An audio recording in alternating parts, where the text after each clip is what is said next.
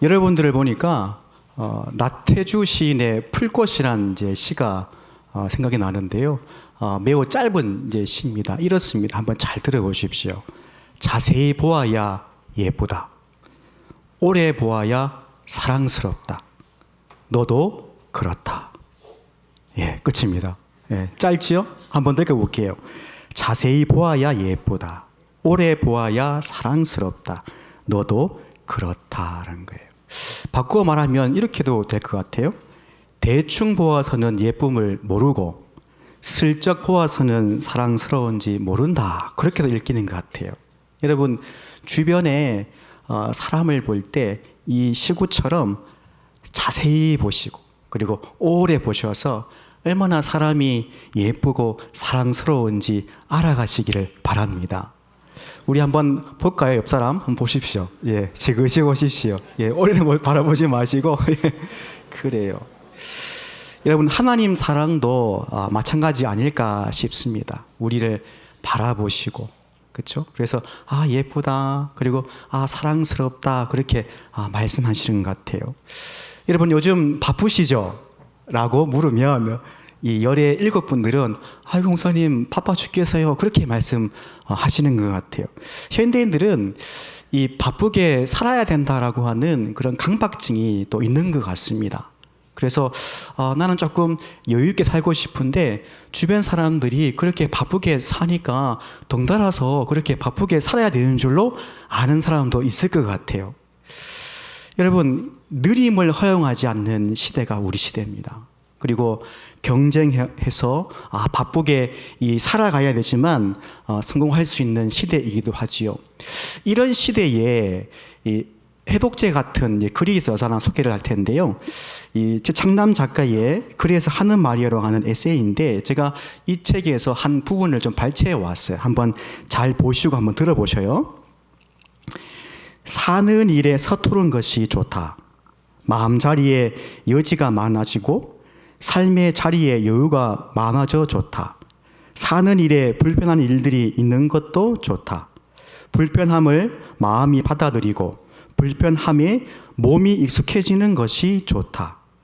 같은 처지에 놓인 이들을 이해하고 마음으로나마 함께 할 수 있어 좋다. 슬픔도 좋고 눈물도 좋다. 생의 기쁨만 알고 삶이 품고 있는 슬픔을 모르는 것보다 슬픔을 알아 때로 눈물 흘리는 것이 되는 것이 좋다. 때로 아픈 것도 좋다. 마음이 아프면 지난 삶을 돌아볼 수 있어 좋고 몸이 아프면 다시 몸을 추스릴 수 있어 좋다. 내 삶에 일어나는 모든 일들이 다 좋다. 서툰 것은 서툰 대로, 불편한 것은 불편한 대로, 슬픔은 슬픔대로, 눈물은 눈물대로, 아픔은 아픔대로 구원이고 은총이니 모든 일들이 좋고도 좋다. 여러분 공감되십니까? 예, 그래. 여러분 빠르고 정확하게 그리고 실수 없이 살아가는 것이 성공이다라고 하는 이 우리 시대에 그럼 읽었던 이 대목처럼 때로는 여러분 느리게 살아도 될 것 같습니다. 여러분 서툴면 어떻게 해요? 서툰 대로. 또 뭐죠? 불편하면 불편한 대로. 슬프면 함께 울며 사는 것도 어쩌면 이것이 하나님의 은혜가 아닌가 싶기도 합니다. 이 나이듦 수업이라는 책이 있습니다. 이제 나이듦에 대한 이 각 분야의 6분 전문가들이 이제 강연한 것을 엮은 이제 책인데 제가 이 제목도 참 좋았지만 이 큰 제목 아래에 작은 제목이 제 눈에 띄었어요. 이런 제목이었습니다. 중년 이후 존엄한 인생 2막을 위하여. 다시요. 중년 이후 존엄한 인생 2막을 위하여. 제가 이 소제목을 보는 순간에 야, 나를 위한 책이구나 이렇게 느꼈습니다. 중년이거든요. 그래서 갑자기 이 책의 제목들이 가슴에 이렇게 확 다가오는 거예요.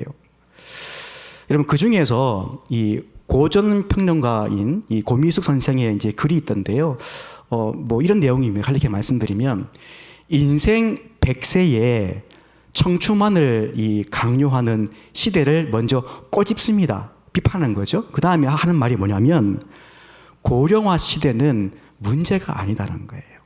여러분 다 아시지만 이 뉴스를 보면 이 고령화 시대에 대한 전망이 그렇게 밝지는 않거든요. 그런데 이분은 말하기를 아니다. 고령화 시대는 문제가 아니라 오히려 귀중하다라는 말을 하더라고요. 참 이 말이 참 공감이 되었어요. 여러분 오래 사시면 뭐이 쌓입니까? 살아온 경험들이 쌓이죠. 여러분 고령화 시대는 오히려 바꿔 말하면 우리에게는 굉장히 소중한 시간들인 거예요. 왜요? 어르신들이 많을수록 뭐가 많겠습니까? 삶의 지혜가 많다는 거예요. 그래서 이 이제 선생님이 그 얘기를 이제 하는데 참 마음에 와닿더라고요. 그러면서 이런 말을 이어서 말씀하시는데 청춘을 흉내내지 마라. 그리고 성숙한 중년, 그리고 성숙한 노년의 문화를 만들어 가십시오라고 하더라고요. 여러분 우리는 온갖 불안한 요소를 갖고 삽니다. 뭐 중년의 어떤 불안감, 아니면 이 노년의 불안감이 분명히 있습니다. 그래서 이런 것들이 우리에게 가끔은 이 절망을 안겨주는 것도 맞는 것 같아요. 여러분 이러한 모습이 혹은 이러한 상황이 오늘 읽었던 본문에 나오는 모세와 그리고 그 애굽 압제 아래에 있던 그 이스라엘의 모습과 닮아 있게 보입니다. 그러니까 우리 시대의 상황과 이 모세 시대의 이 상황이 이렇게 닮아 있다 싶은 거예요. 제가 사진 하나 가져왔는데요. 한번 좀 띄워주시겠어요? 예, 이 불탄 나무인데요. 광야에 이제 있는 나무가 이제 불이 탄 이제 것을 이제 찍은 겁니다. 그러니까 최근 사진인데요. 여러분 아시듯이 이 광야에는 뜨거운 바람이 이제 불잖아요. 이 뜨거운 바람이 이제 불어서 그 마른 나무에 이 가끔씩 불이 붙어서 불탄다고 합니다. 그러니까 자주 있는 일은 아니에요. 아주 가끔씩 일어나는 이제 일인데 이 지금 보시고 있는 사진처럼 그 광야에 다른 주변은 불이 나지 않았습니다. 저 나무에만 지금 불이 나서 새까맣게 탄 그런 이 사진인데요. 여러분 이 사진을 보면서 이런 마음이 들었어요. 이야, 저 불탄 나무가 내가 아닌가? 그런 마음이 이제 드는 거예요. 어쩌면 여러분도 그런 마음이 들 수 있을 것 같아요. 저 불탄 나무를 보면서 저 불탄 나무가 혹시 내 모습은 아닐까라고 하는 그런 생각이 들 수 있다 싶습니다. 여러분 불탈버릴 우리 일상과 그리고 아궁이에 던져버릴 그런 운명 같은 삶이라 할지라도 하나님은 그 불 속으로도 찾아오십니다. 하나님은 그렇게 어디든지 우리가 있는 곳이면 찾아오시는 분이 바로 하나님이다 하는 거예요. 오늘 특별히 읽었던 말씀을 통해서 찾아오시는 하나님이 어떤 분이신지를 한번 살펴보도록 하겠습니다. 오늘 본문을 좀 보기 전에 이 전 문맥을 좀 봐야 되거든요. 한번 좀 띄워주실까요? 출애굽기 2장 23절 이하 말씀인데요. 같이 한번 읽어볼게요. 시작. 여러 해 후에 애굽 왕은 죽었고 이스라엘 자손은 고된 노동으로 말미암아 탄식하며 부르짖으니 그 고된 노동으로 말미암아 부르짖는 소리가 하나님께 상달된지라. 하나님이 그들의 고통 소리를 들으시고 하나님이 아브라함과 이삭과 야곱에게 세운 그의 언약을 기억하사 하나님이 이스라엘 자손을 돌보셨고 하나님이 그들을 기억하셨더라. 지금 이 말씀 이런 거예요. 당시 애굽에 있던 이 이스라엘 사람들의 상황을 지금 보여주는 거거든요. 어떤 상황입니까? 고된 노동 때문에 고통당하고 있는 상황입니다. 탄식 소리가 있고 부르짖음이 있는. 여러분 그 소리를 누가 듣습니까? 하나님이 들으셔요. 하나님께서 그 탄식하는 그 소리를 들으시고 뭐라 말씀하십니까? 돌보셨다. 또 뭐라 그래요? 기억하셨다. 뭘 기억해요? 하나님께서 하신 그 언약을 기억하신 거예요. 그러니까 지금 이런 거죠. 오늘 본문 전에 이러한 애굽의 상황이 이렇다라고 말하면서 그 다음에 이제 오늘 본문으로 이어져 이야기가 흘러가게 되는 겁니다. 여러분 모세는 애굽 사람을 죽인 일 때문에 미디안 광야로 도망쳐 갑니다. 이제 그 광야에서 아내를 만나고 결혼하여서 아들을 낳습니다. 여러분 첫 아들이에요. 그 아들 이름을 이렇게 짓습니다. 게르솜. 여러분 그 뜻이 뭔지 아세요? 나그네라는 뜻입니다. 나그네. 여러분 보통은 이렇지 않습니까? 그 집안에 아이가 그리고 첫 아들이잖아요. 그러면 아들의 이름을 조금 뭐랄까요? 긍정적이고 밝고 희망적으로 짓지 않습니까? 마치 제 이름처럼. 예. 근데 어떻습니까? 게르솜 뜻이 뭐예요? 나그네라는 거예요. 여러분 모세가 자기 아들의 이름을 이렇게 짓게 된 것은 마치 이런 것 같아요. 지금 모세가 애굽에서 도망쳐 나와서 살고 있는 그 미디안에서의 그 삶이 힘든 거예요. 그래서 하나님을 향해서 마치 탄식하듯이 지은 이름이 바로 게르솜이라는 거예요. 자 보세요. 모세가 지은 이름 게르솜이라는 것. 그러니까 이 모세의 탄식이겠죠. 그리고 애굽에서 지금 고통당하고 있는 이스라엘의 그 탄식 소리가 마치 하모니처럼 어우러져 있는 겁니다. 예, 그 탄식의 소리들이 이렇게 조화를 이루면서 지금 우리에게도 뭔가를 말하고 있는 듯한 그런 느낌이 들 정도입니다. 여러분 모세는 40세에 미디안 광야에 들어가죠. 여러분 그 모세가 광야에서 몇 년을 삽니까? 40년을 삽니다. 그 장인 이드로가 이 모세를 이제 거두게 되고 이 모세에게 이제 양떼를 치는 그 목동의 일을 이제 맡기거든요. 여러분 그 일을 몇 년이요? 40년 동안 합니다. 뭐 여러분 양치기로 40년을 살았다라는 이야기예요. 여러분 그 전에는 애굽의 그 왕궁에서 최고의 학문을 배웠고 최고의 시설에서 또 최고 좋은 곳에서 살다가 도망쳐 나와서 그 미디안 광야에서 이제는 아주 평범하게 그 양을 치는 일을 40년간 하였다라는 거예요. 여러분 이 모세의 마음이 어떻겠습니까? 그 심정이 여러분 어떻겠습니까? 여러분 하루 이틀이 아니잖아요. 40년간 똑같은 일을 했다는 것은 뭘 의미합니까? 모세의 이 삶은 지극히 평범하다. 때로는 뭡니까? 무료할 수 있다는 거예요. 물론 양떼를 이제 몰고 여러 곳을 다니긴 다닙니다. 그런데 여러분 40년간 다니면 이제 갈 데가 없어요. 다 가본 곳이에요. 늘 익숙한 곳이란 말입니다. 무료한 일상, 반복되는 일상이 이 모세에게 주어졌다라고 하는 것이죠. 근데 여러분 이 어느 날 모세가 광야 서쪽에 있는 호렙산을 향해서 양떼를 이제 몰고 갑니다. 여러분 이 호렙이라는 말에는 이런 뜻이 있습니다. 황량한 곳 그리고 불모지라는 뜻이 있습니다. 저는 이 호렙이란 말이 이렇게도 느껴집니다. 어쩌면 오늘 우리의 삶을 표현하는 말일 수도 있겠다 싶습니다. 호렙, 그렇죠? 황량하다, 불모지다라는 것이죠. 하여튼 여러분 이 모세가 양떼를 이제 몰고 호렙산에 이제 가까이 갔을 때 그때 익숙하지만 낯선 광경을 이제 모세가 보게 되는데요. 우리 같이 한번 읽어봅시다. 2절 말씀입니다. 2절 말씀 시작. 여호와의 사자가 떨기나무 가운데로부터 나오는 불꽃 안에서 그에게 나타나시니라.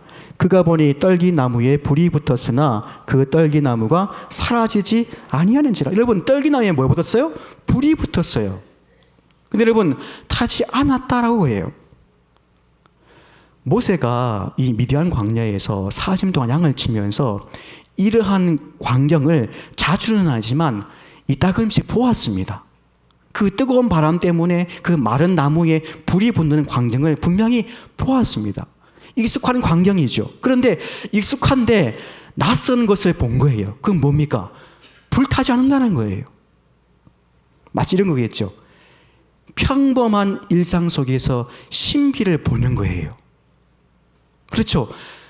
자주는 아니지만 이따금씩 보았던 그 광경, 평범한 그 일상 속에서 그 가지가 타지 않는 그 신비로움을 이 모세가 본 거예요. 그래서 여러분 이 모세가 궁금하니까 어떻게 했습니까? 몸을 돌이켜서 불타지 않는 그 떨기나무 가까이 가는데 그때 어떤 소리가 들립니다. 자기 이름을 부르는 소리가 들려요. 뭐예요? 모세야, 모세야 그래요. 모세가 그 소리의 진위를 파악하기 전에 하나님께서 이렇게 말씀하세요. 가까이 오지 마. 이런 거죠. 멈춰라는 거예요.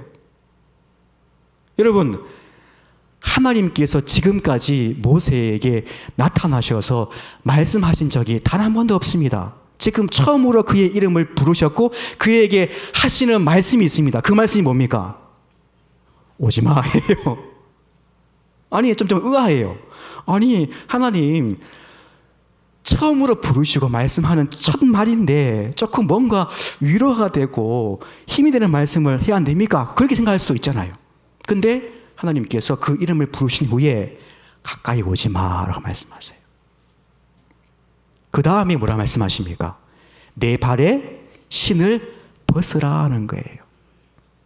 자, 멈추라 하시고 그리고 내가 서는 곳에 그 신을 벗으라고 하는 그 이유가 뭐겠습니까? 바로 그 선 곳이 거룩하기 때문에 그렇다는 거예요. 그래서 하나님께서 급하게 모세를 멈추게 하시고 그 발에서 신을 벗게 하셨다는 겁니다. 여러분 한번 여쭤볼게요.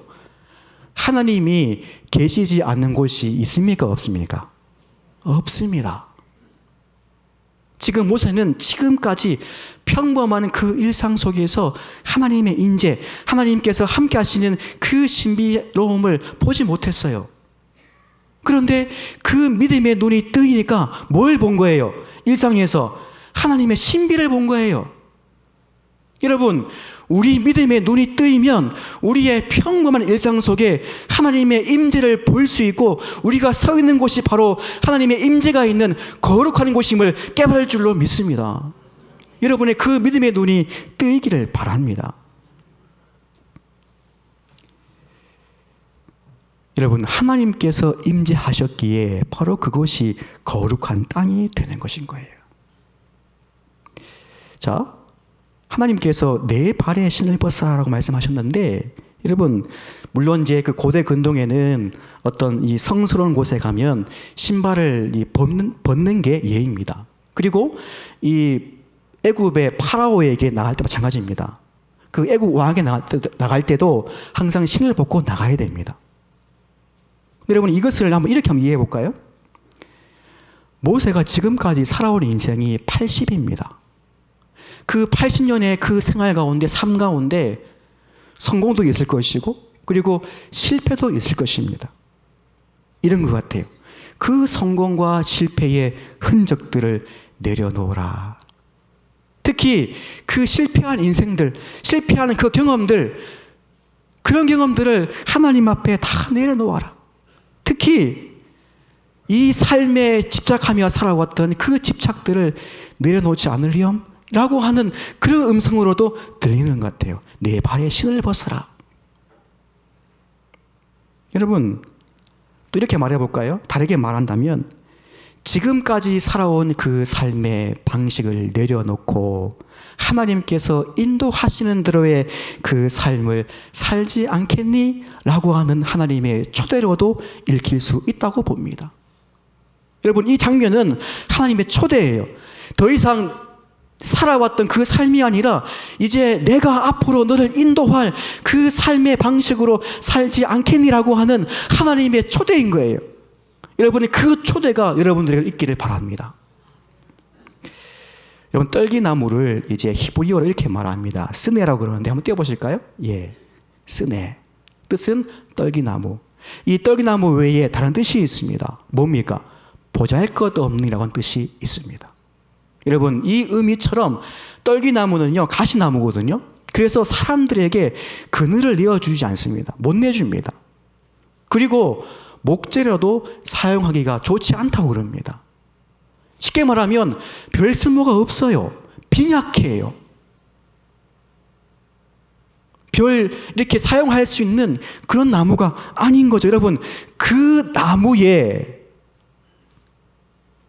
하나님께서 임재하셨다라는 거예요. 여러분, 이 불탄 나무는 마치 이 광야에서 평범하고 무료한 일상을 사는 그 모세의 일상으로, 그리고 그 애굽 땅에서 고된 노동으로 고통당하는 그 히브리 사람들의 그 일상 속으로 임재하는 것과 여러분 똑같이 보입니다. 그 삶의 자리로, 그 평범한 연약한 부르짖음이 있는 탄식 소리가 있는 그 자리로 여러분 하나님께서 임재했다는 것이에요. 여러분 평소에도 모세가 이런 광경을 분명히 보았을 것입니다. 여러분 이런 광경을 볼 때 그 모세가 어떤 생각이 들었겠습니까? 저 불타남을 볼 때에, 야, 저 새까맣게 탄 저 나무가 내 인생이네. 야, 저 내 모습 아닌가? 아마 그렇게 이 모세가 생각했을 법도 합니다. 여러분, 모세는 그 미디안 광야에서 아주 평범하게 40년간을 여러분 살아나가요. 근데 여러분, 하나님은 단 한 번도 거기에서 말씀하신 적이 없습니다. 침묵하십니다. 아무 말씀도 하지 않으세요. 모세가 그 불탄 나무를 바라보면서 마치 하나님을 향하여 탄식을 내뱉듯이 그렇게 그 입에서 그 탄식 소리가 새어 나올지도 모르겠습니까? 이게 내 인생인가? 저 불탄 나무가 내 인생인가? 라고 하는 거예요. 여러분, 그 보잘것없는 그 떨기나무에 하나님께서 임재하셨다라는 거예요. 여러분, 무슨 말입니까? 지극히 평범한 우리 삶에도 하나님께서 임재하신다는 말씀입니다. 모세의 인생 가운데 임하신 하나님, 애굽 땅에 임하신 그 하나님께서 지극히 평범한 우리의 일상 가운데 찾아오셔서 임재하신다는 말씀입니다. 이 하나님께서요, 드디어 이제 모세에게 자신을 소개하시는데요, 이렇게 말씀하세요. 제가 한번 읽어드릴게요. 6절 말씀. 또 이르시되 나는 내 조상의 하나님이니 아브라함의 하나님, 이삭의 하나님, 야곱의 하나님이니라. 모세가 하나님 배웠기를 두려워하여 얼굴을 가리매. 하나님께서 당신을 모세에게 말씀하는 거예요. 나는 조상의 하나님, 아브라함과 이삭과 야곱의 하나님이야 라는 거예요. 여러분, 이 말을 이렇게 바꿔볼까요? 하나님 이렇게 말씀하는 거예요. 모세에게. 모세야, 나야 나. 나라고. 나 몰라? 조상의 하나님 바로 나야 나. 이렇게 말하고 있는 거예요. 여러분 자녀들에게 전화 한 번씩 하죠? 안 합니까? 네, 저는 합니다. 저는 딸아이한테 전화를 해요. 전화를 한 번 이렇게 해서 제가 아마 이렇게 아마 할 것 같죠? 전화해서 여보세요. 내 아빠인데 너 내 딸이지? 이렇게 하겠습니까? 그렇지 않습니다. 이렇게 합니다. 딱 저 받잖아요. 그러면 잘 지내지? 이렇게 시작합니다. 그러면요, 제 아이가 어떻게 할까요? 응답할까요? 네, 우리 아빠세요? 그게 묻습니까? 안 묻습니다. 왜 물어요? 아는데요. 이런 말입니다. 하나님께서 모세야, 나야 나. 나라고. 지금 하나님께 자기를 그렇게 모세에게 소개하시는 거예요. 조상의 하나님. 그러면 여러분, 모세는 조상의 하나님이 누구인지 아는 거예요. 이 하나님께서 이제 드디어 오랜 침묵을 깨시고 행동하시기로 이제 작정하시는데요. 한번 같이 한번 읽어봅시다. 7절 8절 말씀 읽어봅시다. 7절 8절 말씀 같이 읽어볼게요. 시작.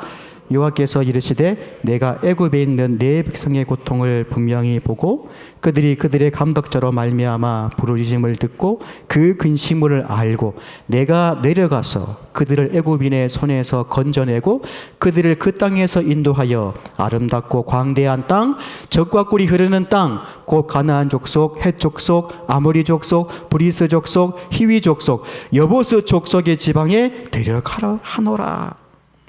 여러분, 이제 드디어 하나님께서 그 침묵을 깨시고 말씀하시고 행동하시기로 결단하시는데, 여러분, 침묵하셨지만 하나님은 지금까지 그 땅에서 일어난 일들을 보고 계셨습니다.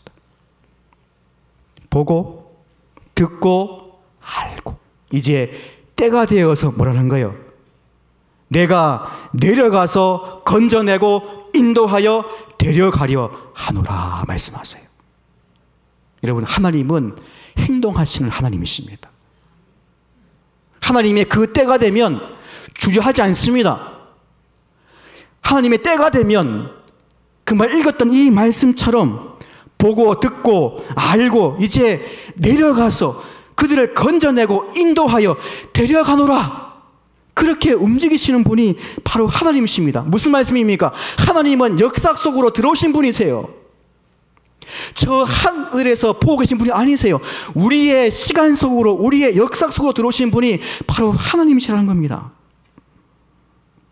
근데 여러분, 이렇게 찾아오신 이 하나님은 이제 모세를 통해서 자기 백성 이스라엘을 이끌어내려고 하는 계획을 말씀하셨는데, 모세가 자기 잘 아는 거죠.